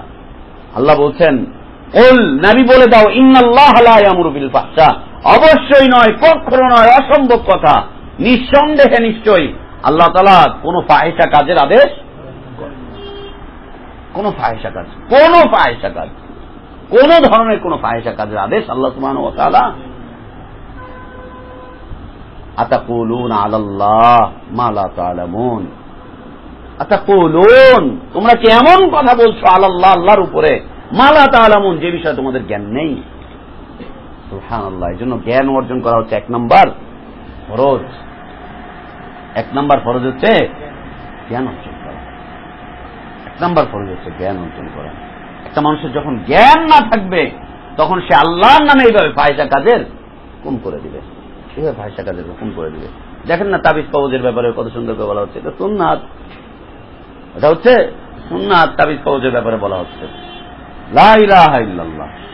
আরো যে সমস্ত বিষয়গুলো আসতেছে, হারামকে হালালে পরিবর্তন করছে, হালালকে হারামে পরিবর্তন করছে, আল্লাহর উপরে মিথ্যারোপ করছে, এই সকল মানুষের প্রতি আল্লাহর প্রশ্ন হচ্ছে, আতাকুলুনা আলাল্লাহি মা লা তা'লামুন, তোমরা কি এমন কথা বলছো আল্লাহর উপরে যে বিষয়ে তোমরা জানো না, যে বিষয়ে তোমাদের কাছে জ্ঞান নেই। সুবহানাল্লাহ। এটা ছিল তাদের একটা নীতিমালা। যারা বাইরে থেকে আসবে তারা এই অবস্থায় তওয়াফ করবে, যারা ভিতরে থাকবে তারা এই অবস্থায় তওয়াফ করবে, নারীরা এই অবস্থায় তওয়াফ করবে, পুরুষরা ওই অবস্থায় তওয়াফ করবে। দেখেন তারকার এই সমস্ত প্রতিযোগিতাগুলো হচ্ছে, পুরুষরা কাপড়ের উপর প্রথমে গেঞ্জি, তার উপরে শার্ট, শার্টের উপরে আবার একটা, তার উপরে আবার আরেকটা, হ্যাঁ, টুপি দিয়ে মাথা ঢেকে মেকে দিয়ে কত সুন্দর করে। পুরুষের সৌন্দর্য হচ্ছে ঢেকে রাখার মধ্যে, আর নারীর সৌন্দর্য হচ্ছে খুলে রাখার মধ্যে। আস্তাগফিরুল্লাহ ওয়া আতুবু ইলাইহি। জাহিলিয়াত কিভাবে মাথা চাড়া দিয়ে উঠতেছে, কিভাবে জাহিলিয়াত মাথা চাড়া দিয়ে উঠতেছে। তো আল্লাহ সুবহানাহু ওয়া তাআলা এই বিষয়টাকে রদ করে দিয়েছেন। আল্লাহর পক্ষ থেকে শরীয়ত হচ্ছে মানুষের লজ্জাস্থানটাকে কি করতে হবে? ঢেকে রাখতে হবে। নারীর পুরো দেহটাই হচ্ছে কি? লজ্জাস্থান। পুরো দেহটাই হচ্ছে লজ্জাস্থান, পুরো দেহটাই হচ্ছে লজ্জা, পুরো দেহটাকেই ঢেকে রাখতে হবে। পুরো দেহটাকেই ঢেকে রাখা হচ্ছে আল্লাহর পক্ষ থেকে আনিত শরীয়ত, আল্লাহর পক্ষ থেকে আসা শরীয়ত প্রত্যেক জাতির নারীর কাছে, প্রত্যেক জাতি, ঈসা আলাইহিস সালাতু ওয়াস সালাম, মুসা আলাইহিস সালাতু ওয়াস সালাম, প্রত্যেক জাতির কাছে এই শরীয়তটুকু ছিল। তাদেরকে কিসে থাকতে হবে? হিজাবের মধ্যে থাকতে হবে। আর লজ্জার বাইরে হচ্ছে মানুষের হাতের কবজি, নারীদের হাতের কবজি আর চেহারা। আল্লাহ তাআলা বলছেন এটা হচ্ছে সৌন্দর্য, এবং কোরআনুল কারীমে সূরা নূরে বলছেন তুমি তোমার সৌন্দর্যটাকেও ঢেকে রেখে দাও। লজ্জাকেও ঢাকো আর সৌন্দর্যটাকেও ঢেকে রাখো। একটা মানুষ সুন্দরের দিকে যাওয়ার পরে লজ্জার দিকে অগ্রসর হয়, এদিক থেকে ওই দিকে অগ্রসর হয়, এখান থেকে ওখানে চলে যায় না। এটা করা যাবে না। এটা হচ্ছে আল্লাহর উপরে একদম মিথ্যারোপ, আল্লাহর উপরে একদম মিথ্যারোপ, মিথ্যা কথা, একদম মিথ্যা কথা। এরা যে দুইটাকে দলিল হিসাবে পেশ করছে, একটা হচ্ছে বাপদাদাদের অবস্থান, দ্বিতীয়ত হচ্ছে আল্লাহর উপরে মিথ্যারোপ করা। এটা হচ্ছে ভয়ঙ্করের চাইতেও ভয়ঙ্কর একটা মতবাদ। আল্লাহ তাআলা নিষেধ করে দিচ্ছেন যে না, নবী তুমি বলে দাও, নবী তুমি বলে দাও। আল্লাহ তাআলা তার এই কথাকে রদ করে দিচ্ছেন, নবী তুমি বলে দাও। আল্লাহ তাআলা এই আদেশ করেন না তোমরা যা করছো এই কথাটা হচ্ছে অনেক বড় একটা খারাপ কথা, বড় একটা অপরাধমূলক কথা এটা, যে আল্লাহর উপরে তোমরা এই মিথ্যারোপ করছো। আল্লাহ সুবহানাহু ওয়া তাআলা তাদের এই কথাগুলোকে নিষিদ্ধ করে দিচ্ছেন। আল্লাহ বলছেন, কুল ইন্নামা হাররামা রাব্বিয়াল ফাওয়াহিশ, নবী তুমি বলো, ইন্নামা হাররামা রাব্বিয়াল ফাওয়াহিশা, নিঃসন্দেহে নিশ্চয়ই আমার রব ফাহিশা কাজকে কি করে দিয়েছেন? হাররামা, হারাম করে দিয়েছেন। ফাহিশা যত কাজ আছে সবকিছুকে কি করেছেন? নারীর ফাহিশা সব কাজকে কি করেছেন? হারাম করেছেন। পুরুষেরটাকে কি করেছেন? যারা জায়েজ করে রেখেছেন, তাই না? রাতের বেলায় বসে বসে নেটে যা ইচ্ছা তাই দেখবেন, জায়েজ না? না, এটা জায়েজ তো, যা ইচ্ছা তাই দেখবেন রাতের বেলায়। নিজেরটা যেন কেউ না দেখে, কিন্তু অন্যের হাজারটা আপনি দেখবেন, তাই? লা ইলাহা ইল্লাল্লাহ। আমি আপনি কি এটা আমার আপনার দ্বারা কি এটা সম্ভব যে আমার আপনার বোনকে শত শত পুরুষরা দেখো উলঙ্গ অবস্থায়? এটা তো যদি সম্ভব না হয়, অন্যের বোনকে কি করে আমি আপনি দেখছি নেটের এই ব্যবস্থাপনার মধ্যে? রাতের পর রাত জেগে জেগে কি করে দেখছি টেলিভিশনের পর্দাগুলোতে অন্যের মেয়েকে, অন্যের বোনকে, অন্যের স্ত্রীকে আমরা কি করে দেখছি? লা ইলাহা ইল্লাল্লাহ, আস্তাগফিরুল্লাহ ওয়া আতুবু ইলাইহি। নারীর জন্য যেমন ফাহিশা কাজ হারাম, পুরুষের জন্য একইভাবে সকল প্রকার ফাহিশা কাজ হারাম। আর এই ফাহিশা কাজ হারাম কি অবস্থায়? প্রকাশ্যেই শুধুমাত্র। আল্লাহ বলছেন, মা যাহারা মিনহা ওয়া মা বাতানা, মা যাহারা মিনহা ওয়া মা বাতানা, যতগুলো ফাহিশা কাজ প্রকাশ পেয়ে যায়, সিনেমা প্রকাশ, ইনশাআল্লাহ মহা সমারোহে ঈদুল ফিতরের দিন মহা শুভ মুক্তি, সারা বছর সারা মাস সিয়াম সাধনার পরে আপনাকে বিনোদন দেওয়ার জন্য আমরা আপনার দোরগোড়ায় উপস্থিত। লা ইলাহা ইল্লাল্লাহ। প্রকাশ্য কোনো পাপও করা যাবে না, প্রকাশ্য কোনো পাপও দেখা যাবে না। আপনার সামনে দিয়ে একটা উলঙ্গ নারী যেতে পারে, আপনি তার দিকে তাকাতে পারেন না। কি সুন্দর করে বলে, এই সমাজ আমাকে খারাপ বানিয়ে দিচ্ছে। তোমাকে সমাজ খারাপ বানিয়ে দিচ্ছে না, তুমি নিজেকে খারাপ বানাচ্ছ। তোমার সামনে দিয়ে যাচ্ছে, আমার সামনে দিয়ে যাচ্ছে, আমরা কি করব? মাথাকে নিচু করে রাখ বেটা, কেন পারছিস না? মাথাকে নিচু করে রাখ। ওর পর্দা নাই তাই বলে কি তোমার পর্দা নাই? আল্লাহ তাআলা পর্দার হুকুমের কথা বলতে গিয়ে পুরুষকে প্রথম বলছেন যে তুমি তোমার চক্ষুকে অবনত করে রাখো। পুরুষের উপরে হুকুম, তোমার চোখকে তুমি অবনত করে রাখো। আল্লাহ এটা খুব ভালো করেই জানেন যে পৃথিবীতে ফাহিশা এইভাবে ছড়িয়ে পড়বে, যুবকদের সামনে দিয়ে এইভাবে নারীরা উলঙ্গ, অর্ধ উলঙ্গ এইভাবে করে যাবে, যুবকদেরকে মনো আকর্ষণ করতে চেষ্টা করবে, এই করবে সেই করবে। এই জন্য আল্লাহর পক্ষ থেকে এটা একটা হিকমত আল্লাহ অবতীর্ণ করছেন যে কুল্লিল মুমিনিনা ইয়াগুদ্দু মিন আবসারিহিম, মুমিন পুরুষদেরকে বলে দাও ওরা যেন ওদের চোখটাকে কি করে? মাথাকে নিচু করে রাখে। মাশাআল্লাহ, রাসূলুল্লাহ সাল্লাল্লাহু আলাইহি ওয়াসাল্লাম বলেছেন যে অনাকাঙ্ক্ষিতভাবে প্রথম দৃষ্টি হচ্ছে মাপ। কারণ প্রথম যখন দৃষ্টি পড়ে গেছে ও আর দৃষ্টি নামায় না, তাকায় আছে তো আছে। কি ব্যাপার? প্রথম দৃষ্টি আল্লাহ মাফ করে দিচ্ছেন। ক্যাম্পাসে গেছেন, প্রথমটা তাকায় আছেন তো আছেন। আর ম্যাডামের দিকে না তাকালে তো ক্লাসে পড়াই বোঝা যায় না, তাই না? ম্যাডামের দিকে না তাকালে পড়াই বুঝতে পারবেন না। হ্যাঁ, তাকাও তুমি, ম্যাডাম তো বলবেই। ম্যাডাম তো বলছে না, শয়তান ম্যাডামের মুখ থেকে কথা বলছে যে আমার দিকে তাকাও, এত সুন্দর। এমন একটা ম্যাডামকে পাওয়া যায় না যে ম্যাডাম সকালবেলা মেকআপ না করে ভার্সিটিতে আসে। শত শত যুবক ছেলে চরিত্রকে নষ্ট করছে একটা ম্যাডাম। এগুলো শিক্ষা প্রতিষ্ঠান? এগুলো শিক্ষা প্রতিষ্ঠান নাকি? এটা একটা মানুষকে জানোয়ার বানাবার প্রতিষ্ঠান। এগুলো একটা পুরুষের ভিতরে জানোয়ারের স্বভাবটাকে উজ্জীবিত করে, এরা জানোয়ারের স্বভাবটাকে উজ্জীবিত করে তোলে ম্যাডামগুলোর মাধ্যমে। ও ম্যাডাম ওর কি দরকার এইভাবে করে মেকআপ টেকআপ মেরে এইভাবে করে আসবে? আর মাশাআল্লাহ আমাদের ভাইরা ওইখানে বসে থাকে, ম্যাডাম তাকাতে বলে উনিও তাকায়, আর বলতে থাকে প্রথম দৃষ্টি মাপ। হাজারো চোখে ব্যথা থাকলে উনি তাকায়ই থাকে। আর যদি উনি মুফতি সাহেব হয় তাহলে বলবে যে আল্লাহ তার নিদর্শন দেখতে বলছে। আল্লাহর নিদর্শন, আল্লাহর নিদর্শন, সৌন্দর্য হচ্ছে আল্লাহর নিদর্শন। হ্যাঁ, এগুলো শুনতে হয় তো। একটা সুন্দরী নারী হচ্ছে আল্লাহর নিদর্শন। লা ইলাহা ইল্লাল্লাহ, আস্তাগফিরুল্লাহ ওয়া আতুবু ইলাইহি, আস্তাগফিরুল্লাহ ওয়া আতুবু ইলাইহি। কোথায় যাচ্ছে মুসলিম যুবকেরা? কোথায় চলে যাচ্ছে? কি অবস্থায় চলে যাচ্ছে? এই অবস্থায় পড়ে মানুষের দ্বীন ঈমান টিকে থাকে কি করে? কিভাবে টিকে থাকে দ্বীন ঈমান? লা ইলাহা ইল্লাল্লাহ, লা ইলাহা ইল্লাল্লাহ। ভার্সিটিতে যাচ্ছেন, বাধ্য হয়ে যাচ্ছেন, পিছনের বেঞ্চে বসেন, মাথাটাকে নিচু করে বসেন।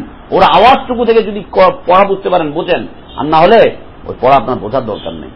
বের হয়ে চলে এসেন ওখান থেকে, নিজেকে হেফাজত করেন। জাহিলিয়াতের মধ্যে কিভাবে ঢুকে যাচ্ছি আমরা টেরও পাচ্ছি না কিভাবে আমরা জাহিলিয়াতের মধ্যে প্রবেশ করছি। আর মাশাআল্লাহ যাদের টিউশনি আছে ও তো আরো না, জ্ঞানদান করা ফরজ, জ্ঞানদান করতে যাচ্ছে, জ্ঞানদান করা ফরজ। ক্লাস 10-এর একটা মেয়েকে পড়াতে যায়, জ্ঞানদান করা ফরজ, জ্ঞানদান করতে যাচ্ছে, জ্ঞানদান করতে যায়। ও আল্লাহ, আল্লাহ হেফাজত করে আমাদের যুবকদেরকে, আমিন। আল্লাহ বলছেন কুল ইন্নামা হাররামা রাব্বিয়াল ফাওয়াহিশ, নবী বলে দাও আমার রব সকল প্রকার পাপাচারকে, ফাহিশা কাজকে, অশ্লীলতাকে কি করেছেন? হারাম করেছেন। মা যাহারা মিনহা ওয়া মা বাতানা, যা প্রকাশ হয়ে যায় আর যা গোপনে থাকে। পেটকে কি বলে? বাতান বলে। পেটের ভিতরে কত কিছু আছে, কি কে দেখতেছেন? পাতলা, শক্ত, কালো, কত কিছু দেখলে মানুষ কি করবে? ঘৃণা করবে, ঘৃণা করবে মানুষ। বাতান, আল্লাহ তাআলা বলছেন যে মামা বাতান, যত কিছু গোপনে করা হচ্ছে, পর্দার আড়ালে করা হচ্ছে, এই সব কিছুকে আল্লাহ তাআলা কি করেছেন? হারাম করে দিয়েছেন। আল্লাহ বলছেন ওয়াল ইসমা ওয়াল বাগিয়া, এবং আল্লাহ তাআলা পাপকে হারাম করেছেন, আল্লাহ তাআলা সীমালঙ্ঘন করাকে হারাম করেছেন। ওয়াল বাগিয়া বিগাইরিল হক, যা অন্যায়ভাবে সীমালঙ্ঘন করা হচ্ছে তাকে আল্লাহ তাআলা কি করেছেন? ওয়ান তুশরিকু বিল্লাহ, দেখেন আল্লাহর হিকমত। আল্লাহ এই পাপাচার, আল্লাহ এর ফাহিশা কাজ, আল্লাহ এই হারাম কাজগুলার সাথে সাথে শিরিকটাকে উল্লেখ করেছেন। ওয়ান তুশরিকু বিল্লাহ, এবং আল্লাহর সাথে তোমরা শরীক করবে, এটাকেও আল্লাহ তাআলা কি করেছেন? হারাম করেছেন। সবগুলো জাহিলিয়াতকে আল্লাহ তাআলা একসাথে নিয়ে এসেছেন যে তুমি ফাহিশা কাজের দিকে যাচ্ছ, বেহায়াপনার দিকে যাচ্ছ, ওই পথ দিয়ে তুমি কোথায় চলে আসবে? আল্লাহর সাথে শিরকের দিকে চলে আসবে। আল্লাহর সাথে কোথায় চলে আসবে? শিরকের দিকে চলে আসবে। আপনি মনে করতে যেন না যে আপনি একটু জেনাবে বিচার করছেন, আপনি তো শিরিক করছেন না, আল্লাহ মাফ করে দিবে। এই কোরআনে আয়াত বলছে ওটা হচ্ছে রাস্তা, এ পর্যন্ত আসার রাস্তা। ওয়ান তুশরিকু বিল্লাহি মা লাম ইউনাজ্জিল বিহি সুলতানা, আল্লাহর সাথে তুমি শিরিক করছো, মা লাম ইউনাজ্জিল বিহি সুলতানা, আল্লাহ তাআলা শিরকের উপরে কোনো দলিল নাজিল করেননি। আল্লাহ তাআলা নাজিল করেছেন তাওহীদের উপরে দলিল, শিরকের কোনো দলিল নাই, শিরকের কোনো দলিল নাই। তাওহীদের কি আছে? দলিল আছে।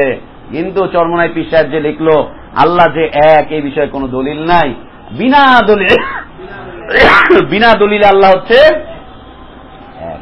ইমাম রাজি মরার সময় শয়তানের প্ররোচনায় পড়ছে, পড়ার পরে আল্লাহর সপক্ষে দলিল দিয়ে দিতে দলিল শেষ, এরপরে ইমাম রাজিকে শয়তান জাহান্নামের দিকে নিয়ে যাচ্ছে, পীর সাহেব পানি ছুঁড়ে মেরেছে, ওর শয়তানের ধোঁকা থেকে বেঁচে গিয়েছে। এরপরে পীর সাহেব এখান থেকে বলে দিচ্ছে, বলে দাও বিনা দলিলে আল্লাহ এক। ইমাম রাজিও বলল বিনা দলিলে আল্লাহ এক, ব্যাস ওকে শয়তান ছেড়ে দিয়ে চলে গেল, ও জান্নাতে চলে গেল। অথচ আল্লাহ সুবহানাহু ওয়া তাআলা বলছেন সূরা মুমিনুন একেবারে শেষের দিকের আয়াত, মাইয়াদউ মা আল্লাহি ইলাহান আখার লা বুরহান লাহু বিহি, যারা আল্লাহর সাথে অন্য কাউকে ডাকে তার কাছে কোনো দলিল, শিরকের কোন দলিল আল্লাহ তাআলা রাখেননি। অসংখ্য তাওহীদের অসংখ্য দলিল আল্লাহ তাআলা রেখেছেন। কুরআনুল কারীমের ৬০০০-এর বেশি আয়াত আল্লাহ তাওহীদের দলিল। যদি শুধু কোরআন পাঠ করি তাহলে দেখা যাবে যে শুধু কোরআনের প্রত্যেকটা আয়াত আল্লাহ তাওহীদের নিদর্শন বহন করছে। ৬২০০-র বেশি আয়াত আল্লাহ তাওহীদের নিদর্শন দলিল দিয়েছেন। এরপর রাসূল সাল্লাল্লাহু আলাইহি ওয়াসাল্লামের সারা জীবনের প্রত্যেকটা আমল আল্লাহ তাওহীদের দলিল, সাহাবাদের জীবনের প্রত্যেকটা আমল আল্লাহ তাওহীদের দলিল। সুবহানাল্লাহ। আর বলছে যে আল্লাহ যে একের কোনো দলিল নাই, আর আল্লাহ বলছেন শিরকের উপরে কোনো দলিল আল্লাহ তাআলা অবতীর্ণ করেননি। ওয়ান তুশরিকু বিল্লাহ মা লাম ইউনাজ্জিল বিহি সুলতানা ওয়ান তাকুলু আলাল্লাহি মা লা তা'লামুন। আল্লাহ বলছেন যে তোমরা যা জানো না সেই বিষয়টা তোমরা আল্লাহর কাছে বলবে। আল্লাহর উপরে না জেনে কথাবার্তা বলা, বিনা ইলমে বিনা জ্ঞানে আল্লাহর উপরে কথাবার্তা বলা, এটা হচ্ছে একদম হারামের চাইতেও বড় হারাম। শিরকের পথকে উন্মুক্ত করে দেয়, শিরকের পথকে উন্মুক্ত করে দেয়। আল্লাহ তাআলা বলছেন ইয়া বানি আদম খুযু যিনাতাকুম ইনদা কুল্লি মসজিদ, হে বানি আদম, আদমের সন্তানরা, তোমরা তোমাদের পোশাক পরিচ্ছদকে গ্রহণ করো, পোশাক পরিচ্ছদ পরো, সুন্দর সুন্দর কাপড় পরো, লেবাস পরো। কোথায়? ইনদা কুল্লি মসজিদিন, প্রত্যেকটা মসজিদের সামনে গিয়ে। পৃথিবীতে যত মসজিদ আছে তার মধ্যে সেরা মসজিদ হচ্ছে বাইতুল্লাহ। মসজিদগুলোতে মানুষ যায় ইবাদত করতে। অতএব তোমরা যখন মসজিদে যাচ্ছ সুন্দর উত্তম পোশাককে তোমরা পরিধান করো, ছেঁড়া ফাড়া কাপড় চোপড় পরে যেও না। গেঞ্জিও পরে শর্ট আর প্যান্টটাও পরে এই নিচে নামায়া, রুকু থেকে যখন উঠে তখন সব দেখা যাচ্ছে পিছন সাইডে। আত্তাহিয়াতুতে বসে ওর প্যান্ট নাইমা এইখানটায় চলে আসে। মসজিদে গেলে কি নিকৃষ্ট দৃষ্টি দেখতে হয় যুবকদের। ছি ছি ছি ছি ছি, কি এক অবস্থা। প্যান্ট নামতে নামতে নিচের দিকে চলে গেছে, ওর অর্ধেক দেখা যায় পাতার। আস্তাগফিরুল্লাহ ওয়া আতুবু ইলাইহি, কি স্টাইল এগুলো। তো তওয়াফের সময় মসজিদে যাও, যেখানে যাও তোমরা উত্তম পোশাক পরিধান করো, বিবস্ত্র অবস্থায় তোমরা এটা করো না। হ্যাঁ, এটা ছিল জাহিলিয়াতের একটা আমল, জাহিলিয়াতের একটা ইবাদত, যে তারা কি করত, অশ্লীলতা বেহায়াপনা এগুলোর মাধ্যমে আল্লাহর সন্তুষ্টি কামনা করার জন্য তারা চেষ্টা করত। হ্যাঁ, নারীরা কাপড় চোপড় খুলতে পারবে, নারীরা কাপড় চোপড় খুলতে পারবে। এর দুইটা অবস্থায় নারী কাপড় চোপড় খুলতে পারবে, পুরুষ যতটুকু প্রয়োজন সে খুলতে পারবে। একটা হচ্ছে একজন নারী তার স্বামীর সাথে, আল্লাহ তাআলা এখানে কোনো পর্দার বিধান রাখেননি, কোনো পর্দার বিধান রাখেননি। যদিও আমাদের দেশের হানাফি ফিকহ বলছে যে কোন স্বামী তার স্ত্রীর গোপন অঙ্গ দেখতে পারবে না, এটা হচ্ছে হারাম। যদি দেখে কিয়ামতের দিন এই চোখগুলোকে নাকি আল্লাহ তাআলা সাফ করে দিবেন। কোথায় পড়বেন? মকসুদুল মুমিনিন। আস্তাগফিরুল্লাহ ওয়া আতুবু ইলাইহি। নারীর স্ত্রীর কোন অঙ্গই আল্লাহ তাআলা স্বামীর জন্য দেখাকে হারাম করেননি, দেখতে পারে। দ্বিতীয়ত বিষয় হচ্ছে একজন নারী যখন অসুস্থ হয়ে পড়ে তার চিকিৎসার জন্য একজন ডাক্তার, দিনদার ডাক্তার যতটুকু দেখতে চায় ততটুকু সে দেখতে পারবে, এটা হচ্ছে চিকিৎসার বিষয়। এর বাইরে নারীর কোনো অঙ্গ প্রত্যঙ্গ কোনো কিছু খোলা যাবে না। এর বাইরে যখনই নারী তার অঙ্গ প্রত্যঙ্গকে খুলবে, ওপেন করবে, মানুষের সামনে প্রকাশ্যে বেহায়াপনার দিকে চলে যাবে, তখন নারীগুলো, পুরুষগুলো জেনার দিকে, ব্যভিচারের দিকে, লাওয়াতাতের দিকে, এই সমস্ত দিকে তারা অগ্রসর হয়ে যাবে, আর পৃথিবীতে ফিতনা ফাসাদ দিয়ে ভরে যাবে।